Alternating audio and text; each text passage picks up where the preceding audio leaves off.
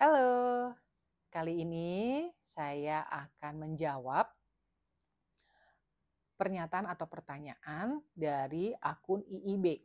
Ini saya akan bahas dari sudut pandang psikologi dan juga hukum. Keduanya adalah sesuai dengan latar belakang pendidikan saya.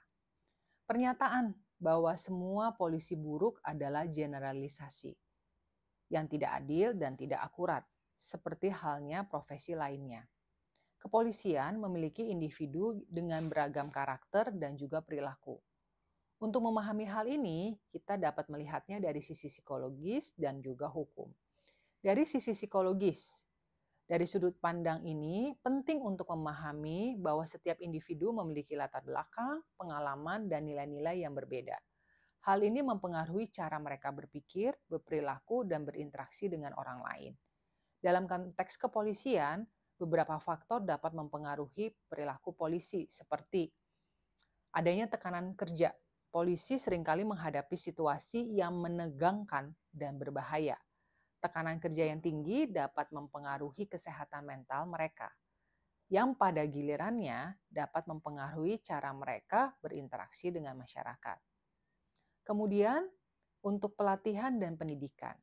Kualitas pelatihan dan pendidikan yang diterima polisi dapat mempengaruhi kemampuan mereka untuk menangani situasi dengan profesional dan juga lebih etis.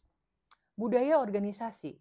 Budaya organisasi kepolisian dapat mempengaruhi nilai-nilai dan tentunya perilaku anggota. Budaya menekankan ketaatan dan hierarki dapat menghambat pengembangan sikap kritis dan etika profesional. Kemudian pengaruh lingkungan. Lingkungan tempat polisi bekerja juga dapat mempengaruhi perilaku mereka. Lingkungan yang korup atau tidak mendukung dapat mendorong perilaku yang tidak etis. Kemudian saya akan bahas dari sisi hukum ya. Dari sisi hukum, polisi memiliki kewajiban untuk menegakkan hukum dan melindungi masyarakat. Mereka memiliki kewenangan untuk melakukan tindakan tertentu seperti menangkap, menginterogasi, dan menggeledah. Namun, kewenangan ini harus digunakan secara bertanggung jawab dan tentunya sesuai dengan prosedur hukum. Kode etik. Polisi memiliki kode etik yang mengatur perilaku mereka. Kode etik ini bertujuan untuk memastikan bahwa polisi menjalankan tugas mereka dengan lebih berintegritas dan juga profesional. Akuntabilitas. Polisi bertanggung jawab atas tindakan mereka dan dapat diadili jika melanggar hukum atau kode etik. Transparansi. Proses penanganan perkara oleh polisi harus transparan dan dapat diakses oleh publik. Hal ini bertujuan untuk meningkatkan kepercayaan masyarakat terhadap kepolisian. Pernyataan bahwa semua polisi buruk adalah generalisasi yang tidak adil dan tidak mendasar ya. Jadi